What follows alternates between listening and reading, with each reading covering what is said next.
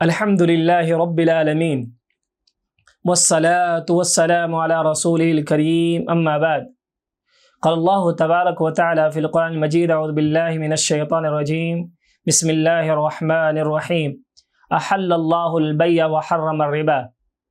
محترم ناظرین و سامعین، دین اسلام نبی رحمت صلی اللہ علیہ وسلم پر نازل کردہ اللہ رب العالمین کا آخری اور پسندیدہ دین ہے۔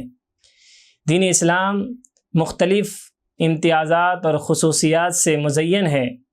اللہ رب العالمین نے اس دین کے اندر تمام تر لوگوں کے ساتھ حسن سلوک پر ابھارا ہے۔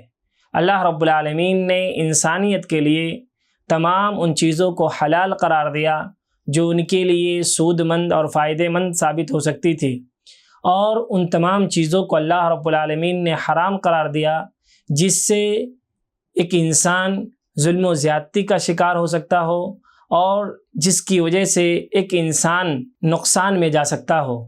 میرے بھائیوں، اللہ رب العالمین نے تجارت کو حلال قرار دیا ہے اور سود کو اللہ رب العالمین نے حرام قرار دیا ہے۔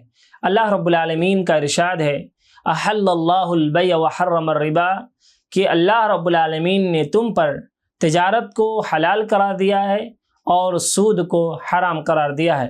آئیے میرے بھائیوں، آج کی اس ویڈیو میں ہم دیکھتے ہیں کہ سود کا معنی و مفہوم کیا ہے۔ سود، جسے عربی زبان میں ربا کہا جاتا ہے، جس کے معنی زیادتی اور اضافہ کے ہوتے ہیں۔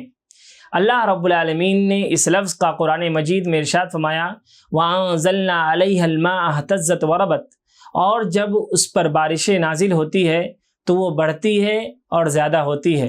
تو ربط کا مطلب بڑھنا اور زیادتی کے ہیں، اور شرعی اصطلاح میں کچھ مخصوص اشیاء میں زیادتی اور اضافے کو سود کہتے ہیں۔ سود کی دو قسمیں ہیں، ربا الفضل اور ربا النسیہ۔ ربا الفضل زیادتی اور اضافے کا سود، ربا النسیہ ادھار اور تاخیر کا سود۔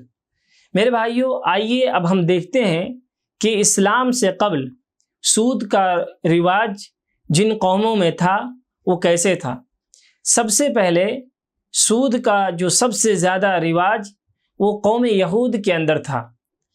اللہ رب العالمین نے ان کے اوپر بعض اشیاء کو جو حلال تھی اسی لیے حرام کیا کیونکہ وہ لوگ سود کھایا کرتے تھے، لوگوں کو اللہ کے دین سے روکا کرتے تھے، جیسا کہ اللہ رب العالمین نے خود ارشاد فرمایا فَبِظُلْمٍ مِّنَ الَّذِينَ هَادُوا حَرَّمْنَا عَلَيْهِمْ طَيِّبَاتٍ أُحِلَّتْ لَهُمْ وَبِصَدِّهِمْ عَنْ سَبِيلِ اللَّهِ كَثِيرًا وَأَخْذِهِمُ الرِّبَا وَقَدْ نُهُوا عَنْهُ، اور بعض پاکیزہ چیزیں جو ان کے اوپر حلال تھی اللہ رب العالمین نے ان کے اوپر حرام کر دیا۔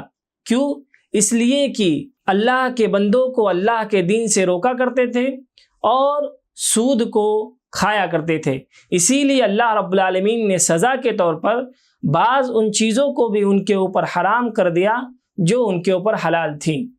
میرے بھائیوں، یہاں تک کہ یہود کا ایک پادری جس کا نام روب ہے، وہ کہتا ہے کہ جب کوئی نصرانی تم سے قرض لینے آئے تو تم بخوشی انہیں قرض دیا کرو، اور جب قرض دو تو اس کے قرض دیتے وقت بعض شروط کو ان کے اوپر عائد کر دو کہ اگر تم نے ہمیں وقت پر قرض نہیں دیا تو ہم اتنا اضافہ کے ساتھ واپس لیں گے، اور نصرانی کو اس قدر مجبور کر دو کہ وہ فقیر اور لاچار ہو جائے۔ تو یہ یہودیوں کا ایک مشن تھا کہ ہم اپنے علاوہ دیگر مذہب کے لوگوں کو قرض دیں گے اور قرض دینے کے ساتھ ہی شرط عائد کر دیں گے کہ اگر تم ہمیں وقت پر واپس نہیں کرو گے تو ہم اس میں اضافہ کرتے جائیں گے۔ اسی طریقے سے میرے بھائیوں، زمانے جاہلیت سے قبل بھی سود کا عام رواج تھا، سود کا عام چلن تھا، لوگ سود میں بہت زیادہ ہی پڑے ہوئے تھے۔ اگر کوئی شخص زمانے جاہلیت میں بطور قرض اونٹ لیتا، یعنی کسی کو اونٹ کی ضرورت ہوتی اور وہ کسی شخص سے اونٹ لیتا اور 1 سال کے اندر یا وقت مقررہ پر وہ اونٹ کو واپس نہیں کر پاتا، تو اس کے ساتھ اسے 1 سال کا 1 سال کی اونٹنی کا بچہ اسے ساتھ میں دینا پڑتا، اور اگر دوسرے سال نہ دے پائے تو 2 سال کے اونٹنی کا بچہ، تیسرے سال نہ دے پائے تو 3 سال کے اونٹنی کا بچہ، یعنی جتنا سال وہ تاخیر کرے اتنا ہی سال کا بچہ اسے اس کے ساتھ دینا پڑے گا۔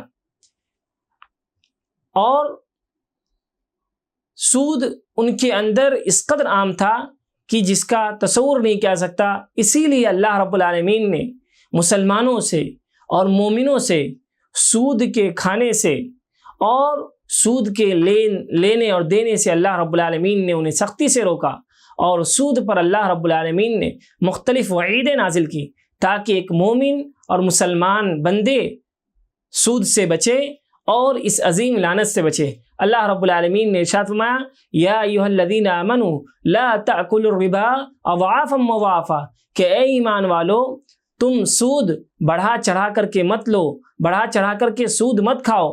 تو اللہ رب العالمین نے مومنوں سے 2 ٹوک انداز میں یہ ارشاد فرما دیا کہ تم سود مت لو، سود مت کھاؤ۔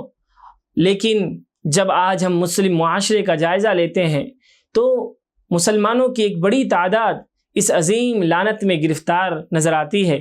اس لیے میرے بھائیوں، ہم تمام لوگوں کی یہ ذمہ داری بنتی ہے کہ ہم سود کے بارے میں جانیں، اس کی خطرناکی کو جانیں، اور کتاب و سنت میں جو وعیدیں اس کے اوپر آئی ہیں ہم انہیں جان کر کے اس سے بچنے کی کوشش کریں۔ اللہ رب العالمین ہم تمام لوگوں کو کہنے اور سننے سے زیادہ اس پر عمل کرنے کی توفیق عطا فرمائیں۔ آمین۔ وآخر دعوانا الحمد للہ رب العالمین۔